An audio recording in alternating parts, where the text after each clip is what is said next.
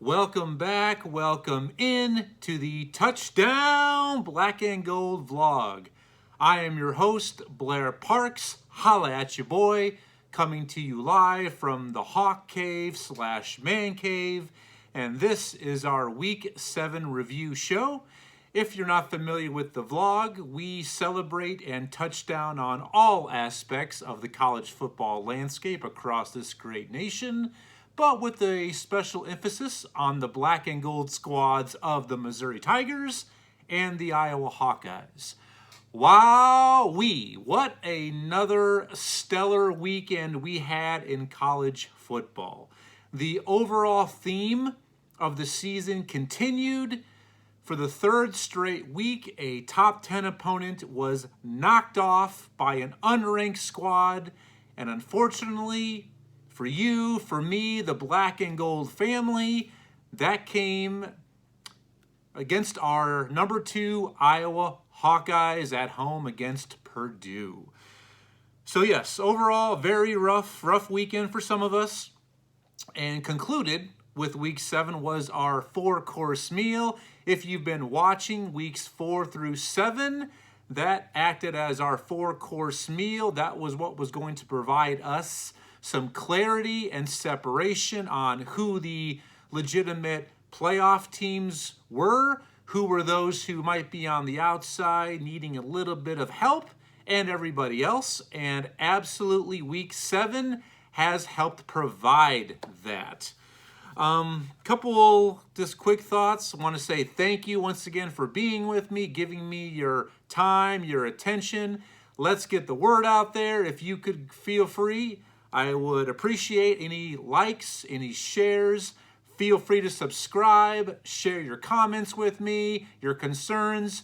I do this not for compensation, but because to share my love and passion of college football to you and with whoever will listen to me. I know it's difficult enough to look at me, but hopefully you'll be able to listen and enjoy it. So today's review, I've got 4 topics to share with you. Initially, the key matchups revisited, those that I did point out during the Week 7 preview show last week. Couple of quick other thoughts. Then I will unveil to you the updated AP poll post Week 7. Then give you a little bit of analysis and insight on how it went for our black and gold squads of Missouri and Iowa. Definitely not a banner weekend. Not a good course for the black and gold, unfortunately. And then everyone's favorite segment, we'll look at how the Week 7 pick'em results turned out. Who won, myself, Charlie, my former co-host, or did our guest pickers, my children, dominate and pull an upset, which would make total sense by the way this year has gone? Did the kids walk away with Week 7 pick'em champions? Stay tuned and find out. So without further ado, let's get right into it. So, first thing I like to share with you is my key matchups, how they played out. The first one is number 10 Michigan State at Indiana. Michigan State, Old Sparty, go green, go white. They found a way to win an absolute classic Big Ten slugfest, 20-15 at Bloomington. Definitely was not pretty. At times, you did not win any style points in this game, but all that matters is Sparty is there 7-0, undefeated, inside the AP top 10. Probably one of, if not the biggest surprise team of this early season. I say early, even though we are just now crossing the halfway point. Keep it up, Sparty. Well done. Number 12, Oklahoma State. Actually, the next matchup was number 20, Florida at LSU. An inspired LSU team with their backs completely against the wall rose up and found a way to defeat the Gators 49-42. That was surprising in itself, but the fallout from this game is even more surprising. If you remember, I did share with you, and if you've been keeping track with college football this season, you know that Coach O at Ogeron at LSU, go Tigers, has absolutely been clearly on the hot seat. Even in victory, unfortunately, there is sometimes a defeat. LSU at 3-3 knocks off Florida to improve to 4-3.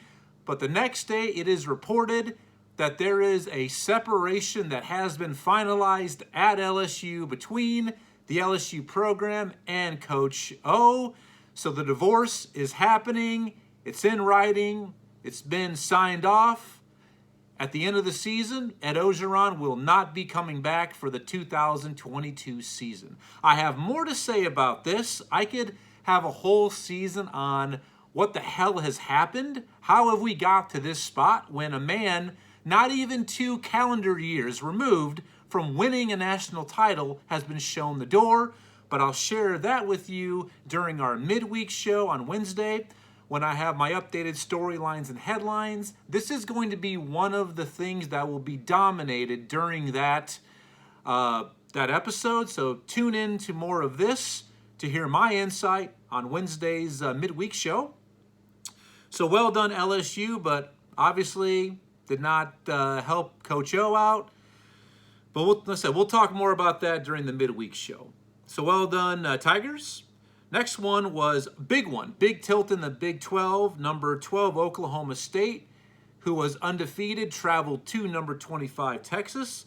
And the Cowboys pull off a huge road win to remain undefeated, and they become now a major player in the Big 12 race. This Big 12 race, folks, is absolutely drama-filled. It is high drama in the Big 12. You've got Oklahoma, who is still there undefeated, so obviously 0 conference losses. Oklahoma State is right there with them, undefeated, 0 conference losses. But right behind them is Iowa State, Baylor. These are teams that are going to be right there. It's going to come down to the wire in the Big 12. I love the race. It's very intriguing. So well done, Oklahoma State. Next one was Auburn at number 17, Arkansas. I ask you this, will the real Bo Nix please stand up? The Bo Nix show did arrive in Fayetteville, and they pull the upset on the road. What a big game. I mean, big game for Auburn, to go on the road, hand Arkansas now their 3rd straight loss, so they are officially out of the race in the SEC West.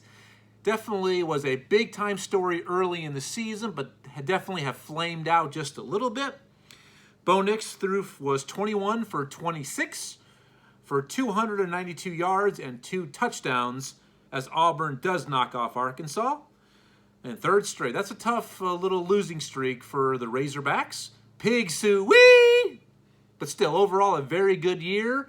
I still expect really good things from them moving forward under Coach Sam Pittman. Next game was a big game in the ACC, but specifically in the ACC Atlantic. Since Clemson is down and Wake Forest is your early season leader in that division, this was a huge game between number 22 NC State, traveled to Chestnut Hill, Massachusetts, to play Boston College. I thought this game would turn out way differently. I did pick BC, but wow, was I off. Wake Forest looked most impressive in all areas in a dominant 33-7 win. They keep pace with Wake Forest in that division race. Wake Forest was off this week. They're out to a 4-0 start within conference. So those teams, NC State and Wake, will meet later this season. Awesome race there in the ACC Atlantic. The ACC still does matter, folks. They're just not going to be a playoff participant this season. That's all. But then again, with all of the chaos that's happening, who knows? Maybe they might find a way to backdoor and sneak in.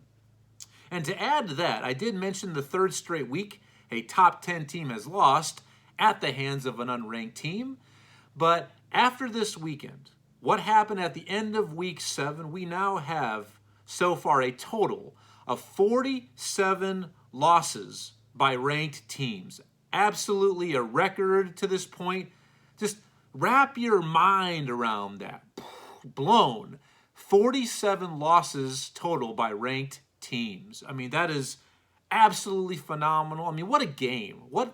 This is absolutely the single greatest sporting event we have in this nation, but it's also a full season. That's the beauty of it. That's the cherry on top. Man, what a season we're in the midst of, folks. Next matchup was number 18, Arizona State.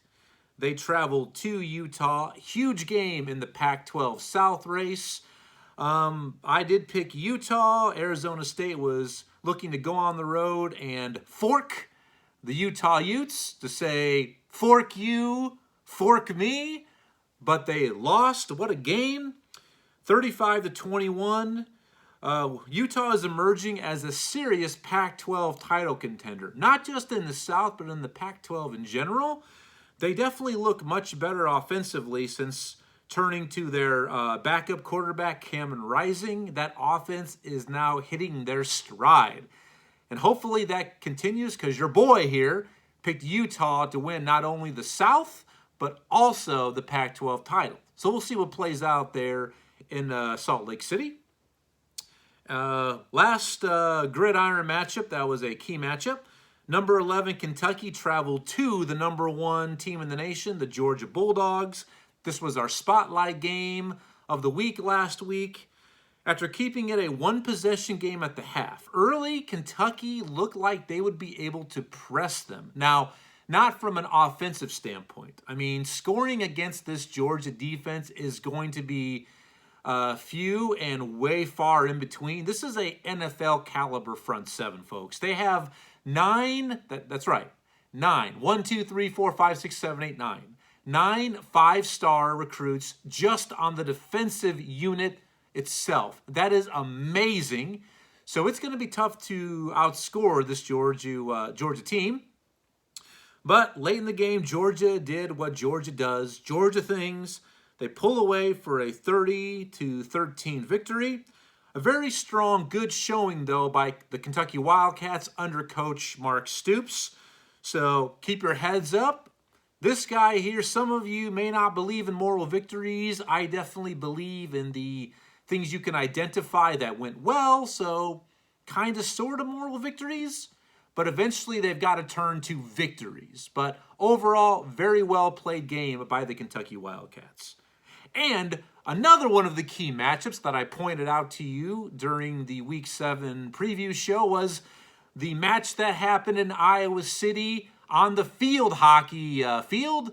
The number 1 rated, undefeated Iowa Hawkeye lady field hockey team met up with the number 2 undefeated Michigan Wolverines field hockey team. Epic battle. Iowa comes out on top 2-1 in a shootout. Well done, ladies. Keep it up. Number 1 in the nation. All they do is win. Win-win, no matter what.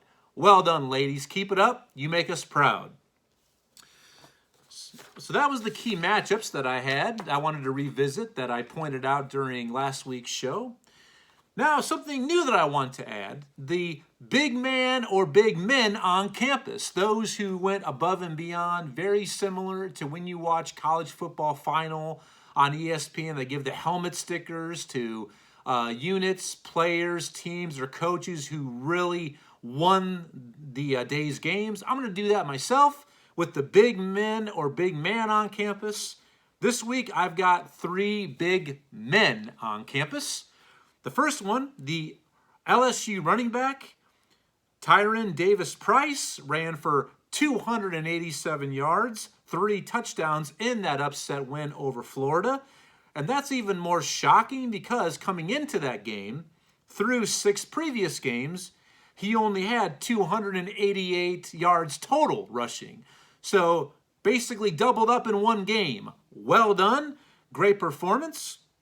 Next one, gives me nightmares, and I'll talk more about this game later after what happened in Iowa City with Purdue shocking our beloved Hawkeyes. Got to give props to Purdue wide receiver David Bell. He had himself a day, folks. 240 yards receiving on 11 catches with a touchdown. Even more impressive, when you look at his career stats against our Hawkeyes, he has given us nightmares. He might be public enemy number 1, even though he seems like a good dude. He's going to definitely have an awesome career next level in the NFL. That's the good news for the Hawks. He'll be gone next year. He's leaving. But in 3 career games against Iowa, He's tallied 558 yards receiving and 5 touchdowns. Wow. I mean, and in that span, they went 2-1. So winning record, great stats against the Hawkeyes. So David Bell, another big man on campus. Now, maybe the biggest man on campus, but still, they're all very similar. Shout out and props to the Eastern Washington quarterback, Eric Berry. He threw for 600 yards and 7 touchdowns in their big victory, and also rushed for 1 touchdown. So 8 total touchdowns in the game for the quarterback from Eastern Washington. Those, ladies and gentlemen, are your big men on campus for week 7. Now, something else. Last part of this first segment is the streakers. I do this every week. Those who saw their streaks continue or streaks end when they won or lost on the gridiron. So let's start with the streaks that ended. The Frank the Tanks are back, as they are every episode during the preview. UConn. Congratulations. UConn, with their win over Yale from the FCS, saw their 11-game losing streak end. Well done, Huskies. Welcome to the party. Woo! Ric Flair style. Next one is South Carolina. The Gamecocks, with their win over Vanderbilt, they see their 9-game SEC losing streak end against SEC opponents. Well done, South Carolina. Go Cox. Way to get your victory over a conference opponent. Way to end that streak. Next one is Ole Miss. Ole Miss, high drama game. With their win at Tennessee, they recorded their first win in Knoxville since 1983. Now, I'm going to pause it right here, folks, because what we witnessed Saturday night, most of you saw, some of you were sleeping. It did happen very late. We saw something that we maybe have never seen before and hopefully will never see again. There was an absolute disgusting display in Knoxville by the Tennessee fans. I'm going to talk more about this on Wednesday during the midweek show as well, because this definitely fits to storylines and headlines. But you talk about just an overall embarrassing and pathetic display. There was a high emotion game, a lot into it. Late in the game, a call didn't necessarily go Tennessee's way, even though I think it was the right call. Doesn't matter. But then it ends up becoming a 30-minute delay with projectiles. That's right, projectiles, not just debris. Projectiles being thrown on the field, water bottles full of water, which absolutely make them more heavier and more dangerous, beer cans, mustard containers, and a golf ball. I've got plenty more to say about this, but I'm going to sound off in depth on Wednesday, and I'm going to give it to the Tennessee program and their fans. I just want to see what the fallout is at this point, if there's any sort of punishment levied against Tennessee, which Greg Sankey, do the right thing. I'm giving you a chance. So expect me to really bring you more up to speed on this disgusting display at Tennessee during the midweek show. But Ole Miss saw their losing streak snapped at Knoxville with the victory Saturday night. Iowa, with the loss to Purdue, we did see one of the two streaks end. Their 12-game win streak, now kaput. But hey, let's go ahead and start back at 1. Start back at 1, like the song goes. UTSA, the Roadrunners. I've been an ally of yours for several weeks. With their victory over Rice, they improved to 7-0. And spoiler alert, even though I'm about to unveil the AP poll shortly, cat's out of the bag. With that victory, they cracked the AP poll for the first time in program history. Well done, Roadrunners. You make us all proud. Keep it up. Except for Wile E. Coyote, that is. And Purdue, in the defeat over number 2 Iowa, they cracked the AP poll, which they actually had the longest drought of Power 5 teams not being ranked in the AP poll. This is the first time they've been ranked. They're now ranked number 25. Another spoiler alert. First time being ranked in the AP poll since 2007. Well done, Purdue. Well done. Hats off to you. You played a good game. Great game. And now the streaks that continued. Iowa, even though your losing streak is over, intact is our defensive streak. So now 29 straight games, we have not allowed an opponent more than 24 points. Absolute stud streak. Keep it intact. Let's just see how high this streak can go and how long. So that's at 29 games. That continued. Vanderbilt. Woo! Vandy, you've fallen on rough times. With your loss versus South Carolina, your losing streak against SEC opponents has now reached 16 straight games. Woo! Not good. Not good. But lo and behold, they have a good opportunity with this coming week, and I'll talk about this during our Week 8 preview show later in the week. They have a good potential chance for a home victory this weekend over an SEC opponent. Tune in for that. So those are the streakers, those that ended, those that continued. So once again, good stuff, great stuff from this past weekend. Next segment I'm going to share with you is the updated AP poll following the action during Week 7. Those who are making their initial debuts in the AP poll, we welcome Pittsburgh, the aforementioned UTSA, and Purdue, and we welcome back two teams after victories reappear in the AP poll. That would be Auburn and Baylor. Those who are moving up, Oklahoma State, Texas A&M, NC State, they all move up 4 spots with their victories. Michigan, SMU, and San Diego State all improved 2 spots. Moving down, the big mover going the wrong direction this week was unfortunately our Iowa Hawkeyes. They drop 9 spots in this week's poll. Kentucky, with the loss at Georgia, falls 4 spots. And Oregon, with a very inept showing at home, got the victory over Cal on Friday night. They drop 1 spot.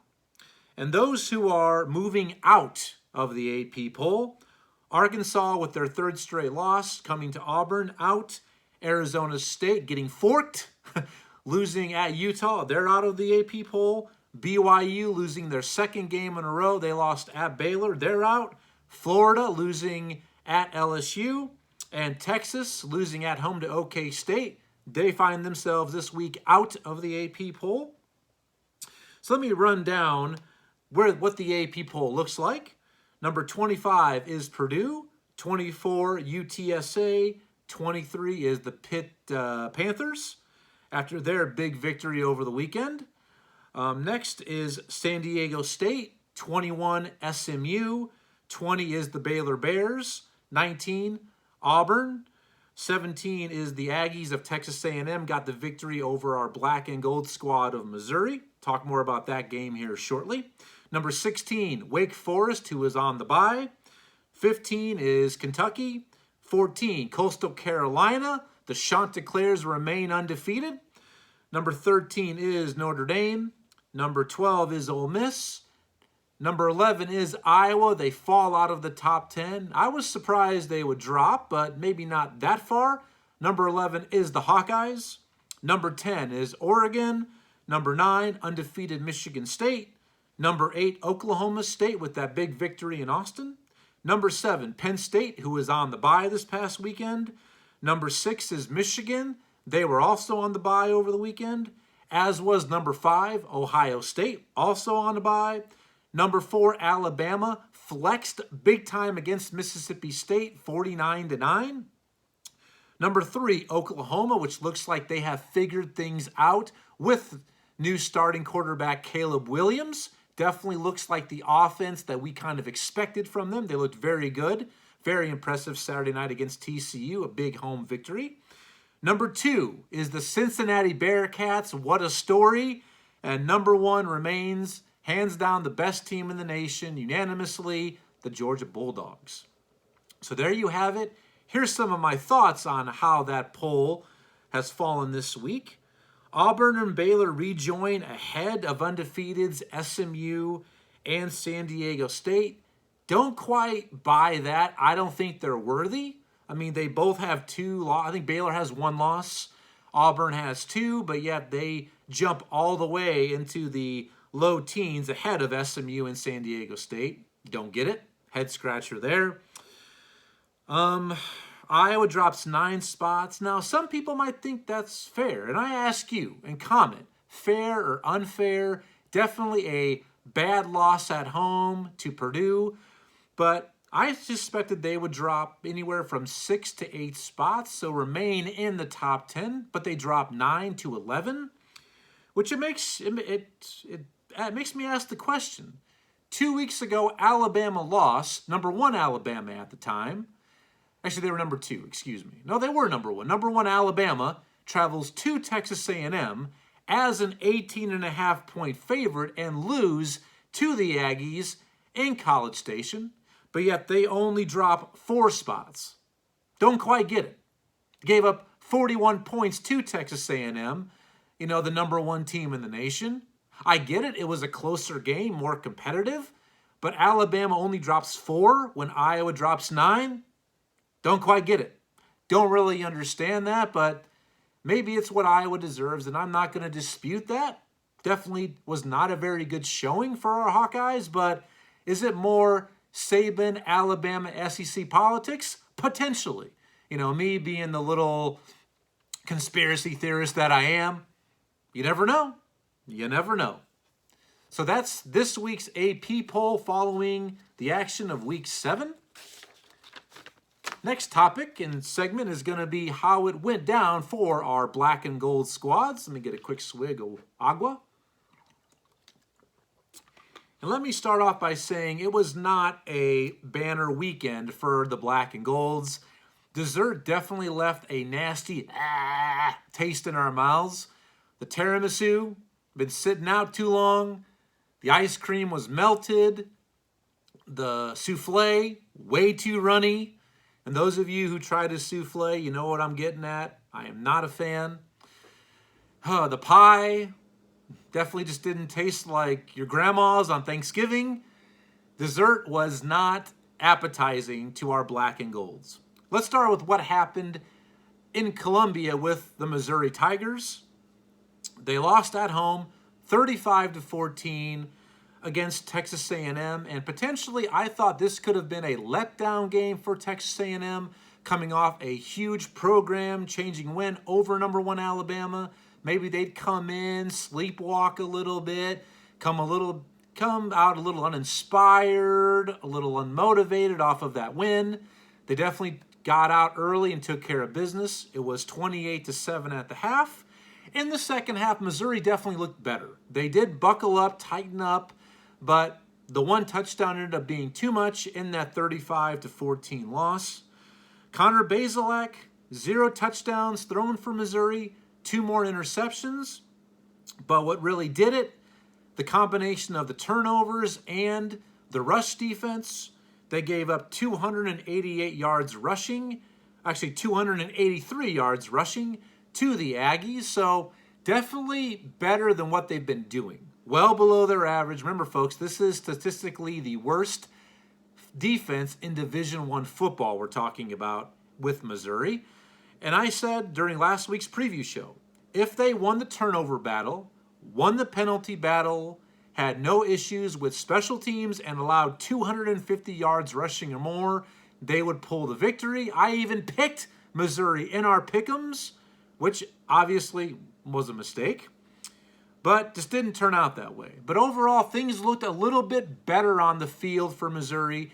They go into a bye week, regroup, recalculate. Let's keep trying to see what we can get done. Now, the Iowa loss, yowza. Got a lot to say about this one. Was I surprised? I'll say this. I was surprised but not shocked. I did state during last week's preview show that this game and the game prior to the big matchup against number 4 Penn State at Maryland, these 2 games scared me more because of the types of fashion and style of play that has hurt the Iowa Hawkeyes, especially their defense, within recent memory. These two teams play a different style that absolutely makes it tough on Iowa. I picked Maryland to beat Iowa 3 weeks ago. That didn't happen. It was 51-14. What the hell was I thinking? I did not pick Purdue to win Saturday. I did pick Iowa, but I am not shocked at all about what we saw. I mean, and some people out there are saying it was maybe just a letdown game for Iowa. They came out uninspired off of that big victory a week before in the top 4 showdown against Penn State. I'm not buying that. I am not going to deny any sort of props to Purdue. They came in, they got it done. They were the better team. So hats off to you, Purdue. I'm going to tell you what the problems are. And a lot of people right now want to continue to blame quarterback Spencer Petras. And yes, I've been saying all year that the Iowa offense needs to be average. They are not explosive. Was I concerned? If you recall, I said this is a team that I still could see losing a game or two, and it has happened. I just really didn't see it coming at the hands of Purdue. They were exposed, so now we kind of know the flaws that Iowa has, and it is absolutely on the offensive side of the ball, but there is one defensive issue I see that is a weakness.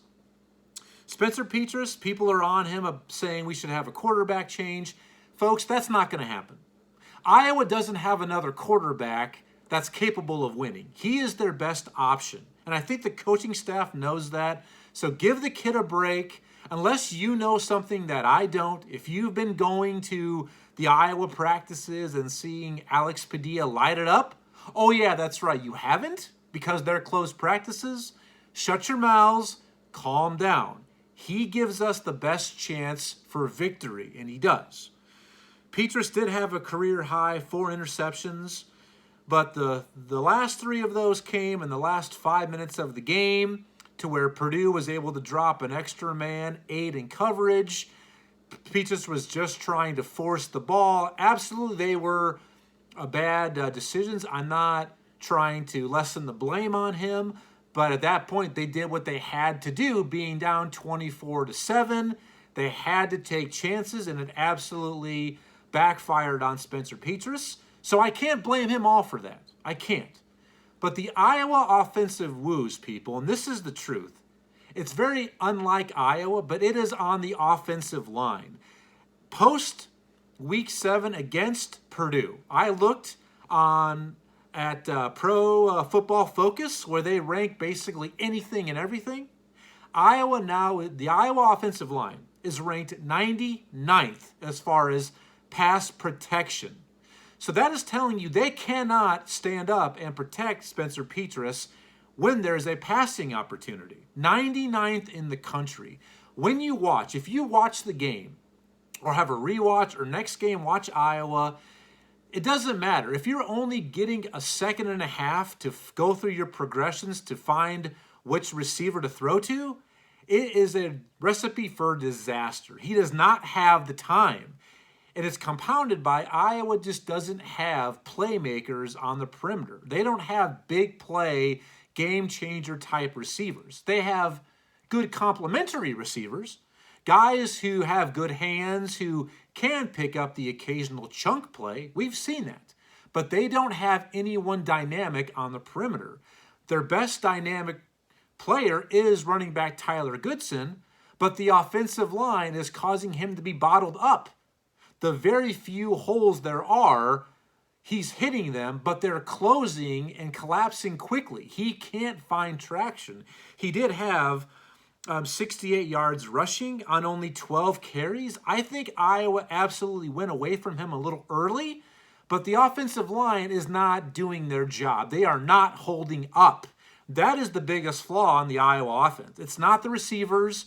It's not the quarterback. It's starting with the universal truth. As your offensive line goes, so goes your team and your season. That is the overall weakness, and Iowa goes into a bye week this week, just like Missouri, having to ask themselves, how do we fix this? I thought that by now, this O-line would have a lot more cohesion and be better. They definitely were young. I pointed that out, but I thought they'd be in a better spot now after week 7. And the other thing is the D-line. They have been very good against the run. They are not losing the point of attack, but they are not getting any sort of pressure on opposing quarterbacks. Purdue, they're the 3 quarterbacks they used. I believe they used 3 quarterbacks. They were never really under duress, ever. Gave them way too much time to pick off the Iowa secondary. That's the other thing. This young Iowa D-line has to start producing some pressure on opposing quarterbacks, or this is something that could happen when you face a vaunted offensive attack like Purdue has. So well done, Purdue. Overall, Iowa, you're 6-1. If you would have told me before the season that you're going to be 6-1 at the bye, ranked number 11, I would have thought this. Okay, we started the year number 18. Now we're 6-1. We're just outside the top 10.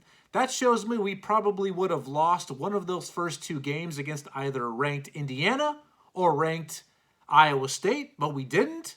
So we should be happy and thankful. Iowa still has a path to the big prizes. They're 6-1. They've got 5 games left. They go 4-1. I'm not going to guarantee this, but I'm very sure. I'm just going to say 70%. They go 4-1 down the stretch. By the way the schedule plays out, they're still going to probably find themselves in Indianapolis as the Big Ten West winner. 4-1 gets it done. They go 5-0, absolutely, they're going to be in Indy. And 5-0, taking on a very good Big Ten East team, which we don't know how that's going to play out, the musical chairs, it's going to be awesome to watch. They're still going to be alive for a potential playoff berth. Big prizes are still ahead of Iowa. There's no need to panic, no need to hit the panic button, don't need to do any of that. Iowa just needs to fix it and get it done and perform on the field. So we'll see what plays out. So 6-1, folks. My preseason, I projected Iowa to be 8-4. I had them losing to Iowa State and Maryland. So I had them 5-2. So right now I'm a game ahead, and I'm happy with that. And I also projected their ceiling could be 10-2. Maybe I end up hitting that. Or maybe I'm off by 1 game going 11-1. We'll have to wait and see. Plenty of time, but well done, Purdue. Hats off to you. Little tip of the cap. And got to fix some things, both Missouri and Iowa, during our off weeks. So that's a little bit of analysis and feedback from the Iowa and Missouri games. Not a great week, but there's no need to panic. They are who we thought they were. That's what it comes down to. Now, everyone's favorite segment, the Pick'em. And before we go through the results from Pick'em Week 7, let's do my trap games revisited. It's a trap! One of my favorite segments each week. The first one I had is Clemson at Syracuse. Clemson travels to Pitt this week, and what happened? That was a miss. Clemson ended up winning 17-14, close game against the Orange.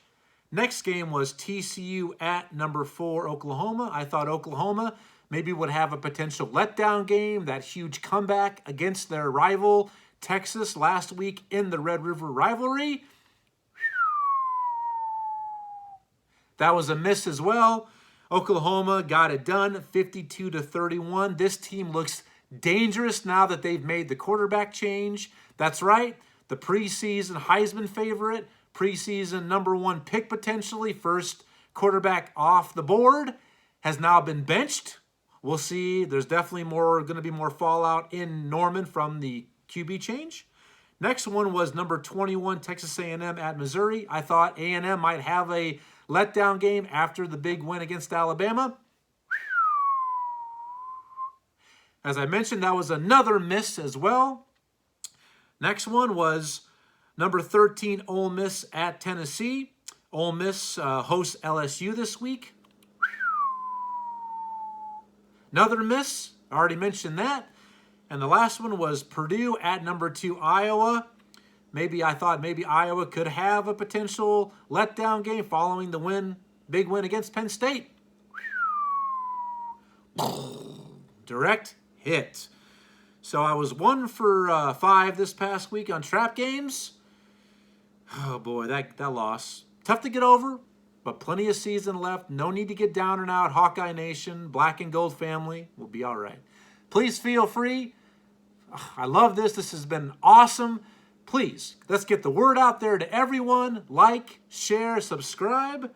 Now let's move on to how Week 7 Pick'em turned out.